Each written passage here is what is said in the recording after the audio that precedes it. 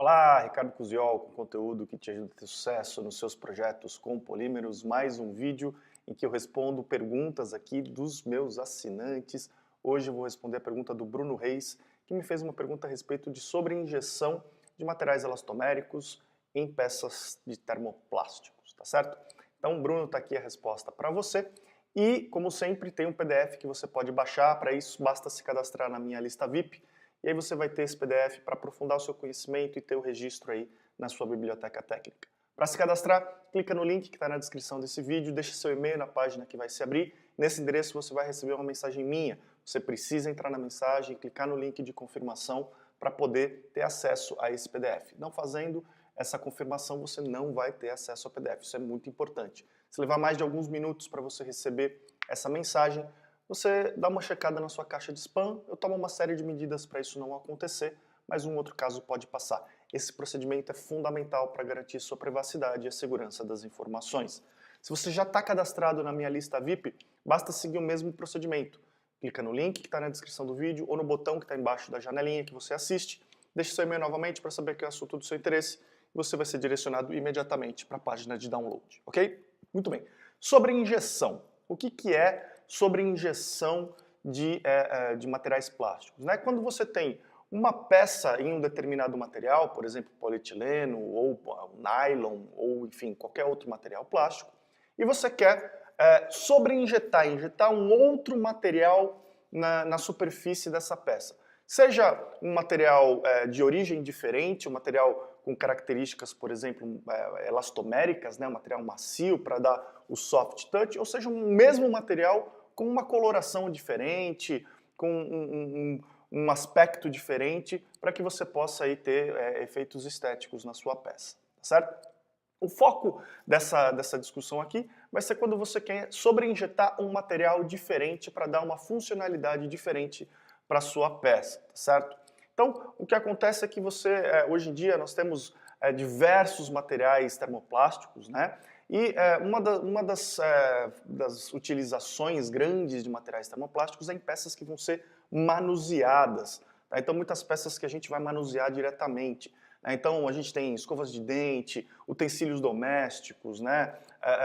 Alguns componentes eletroeletrônicos, componentes de painéis automotivos que a gente manipula.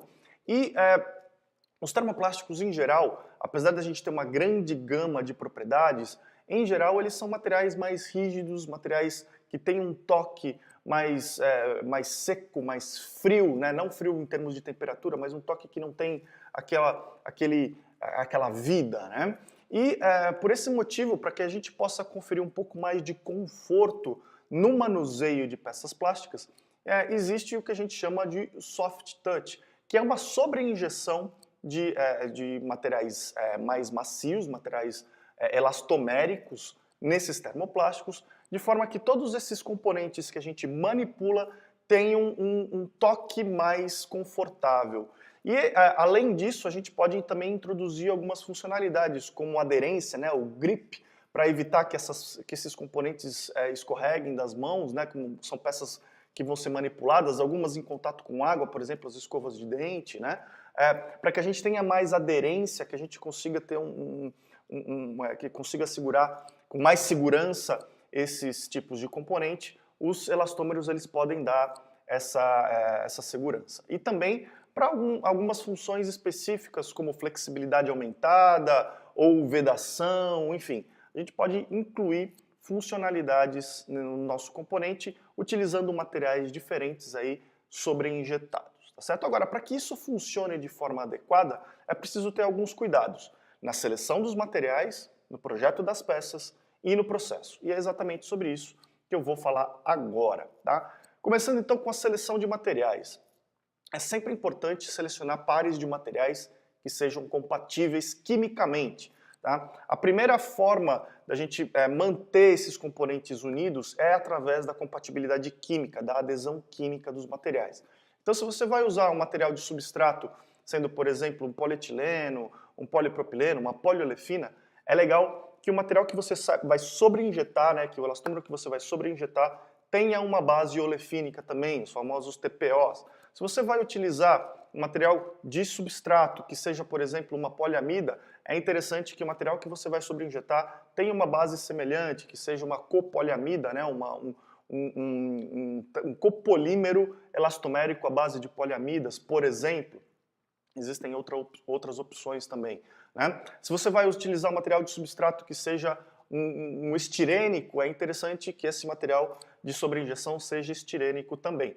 Isso vai garantir, primeiro, que as temperaturas de trabalho vão ser mais ou menos próximas, né? Então, a hora que você sobreinjetar o material elastomérico no material de substrato, tipicamente a temperatura vai ser um pouco mais baixa, mas não tão diferente assim, a ponto de você não conseguir sensibilizar a superfície do material de substrato. Mas principalmente as características químicas dos materiais vão ser iguais e você vai ter uma maior adesão, uma maior compatibilidade desses materiais, tá certo? Então, o primeiro cuidado é na seleção de materiais, onde você, de forma ideal, precisa selecionar materiais quimicamente compatíveis. A gente tem hoje uma gama muito grande de materiais, tanto de substrato quanto de sobreinjeção, que podem aí ter essa compatibilidade e podem te ajudar a ter um material de maior qualidade, tá certo? Agora, obviamente, não é só a adesão química que vai fazer o serviço, e aí entra um cuidado muito grande de projeto, que é a previsão de ancoragem mecânica, ou seja, elementos de design no componente base que vão promover uma ancoragem mecânica, que vão promover uma dificuldade na separação desses componentes de forma mecânica. Essa ancoragem mecânica normalmente está na forma de rebaixos, ângulos negativos, furos, enfim, qualquer elemento que possa fazer com que o material de sobreinjeção realmente fique aderido mecanicamente no material base. É importante prever esse tipo de situação na peça base. Tá? Um cuidado especial que você tem que ter em termos de projeto de peça, em termos de design, é na interface entre os dois componentes. Normalmente essa interface ela é o ponto onde começa a ter a delaminação, né? a falta de adesão entre os dois componentes. Obviamente, devido aí à questão de manuseio, né? Como são peças que a gente vai manipular, essas regiões de interface elas podem ter algum problema. Então é sempre ideal você prever aí uma região de interface onde o material de sobreinjeção fique protegido pelo material base, de forma que o manuseio não leve aí a uma falta de adesão por manuseio, tá certo? Então esse é um cuidado bastante importante. E os cuidados com os moldes também, né? Os moldes precisam ter aí tolerâncias interessantes de forma a prevenir a formação de rebarbas, mas que ainda permitam a moldagem de forma adequada, né?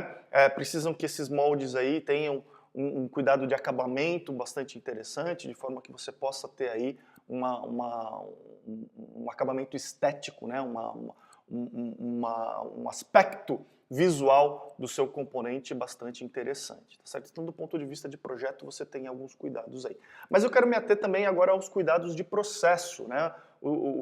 A sobreinjeção, ela pode ocorrer de várias formas diferentes. Você pode ter uma injeção convencional, né? Onde você vai injetar o seu substrato num molde convencional, numa máquina convencional.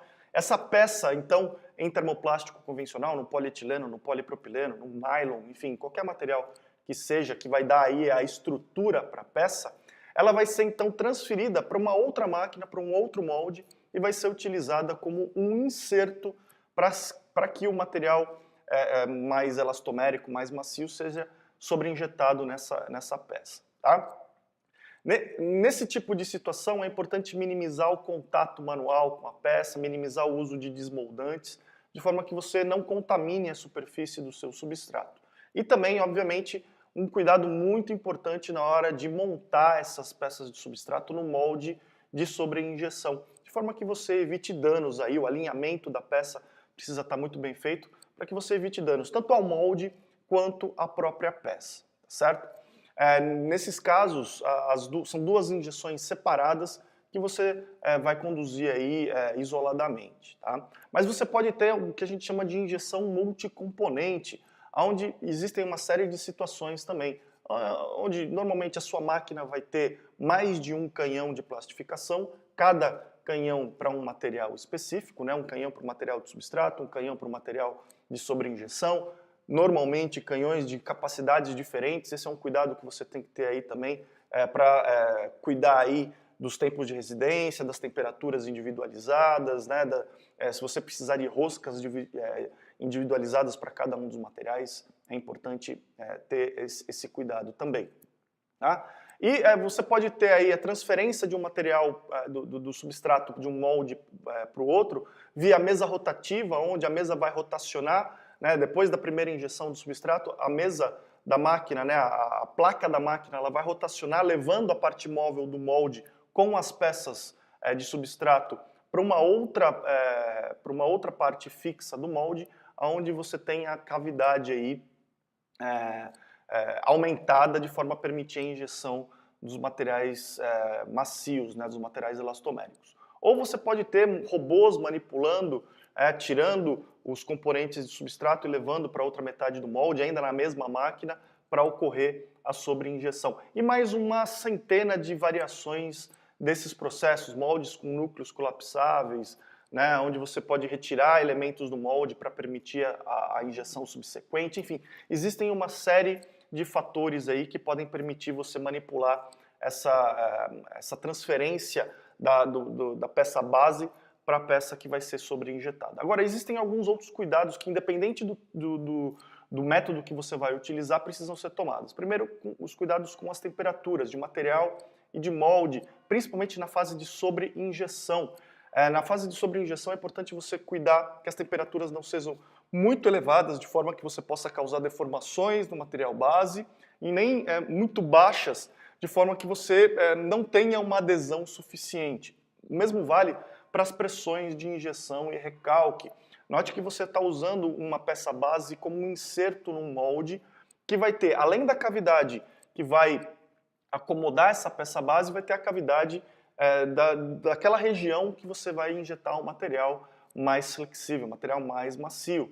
Então, essa montagem, ela precisa ter aí, como a gente falou, na fase de projeto, na fase de construção do molde, uma tolerância bastante adequada para evitar rebarbas. Mas, ainda assim, você precisa ter um cuidado no processo de não utilizar pressões excessivas, nem de injeção e nem de recalque, para que essas rebarbas não sejam também um problema aí no seu processo, tá certo? Então, você tem que cuidar aí das temperaturas, cuidar das pressões, para que esse processo ocorra com tranquilidade, tá certo? Bom, espero que você tenha entendido aí, tenha gostado desse conteúdo a respeito de sobreinjeção. Eu fico muito curioso para saber como esse conteúdo te ajudou no seu dia a dia, a resolver algum problema, a desandar, a desenrolar algum projeto que você esteja trabalhando. E eu fico muito curioso para saber a sua história. Me manda uma mensagem, deixa um comentário aqui nos meus canais, contando como esse vídeo te ajudou no seu dia a dia. Fala também sobre outros assuntos que sejam do seu interesse, para que eu possa preparar vídeos e artigos como esse que te ajudem no seu trabalho.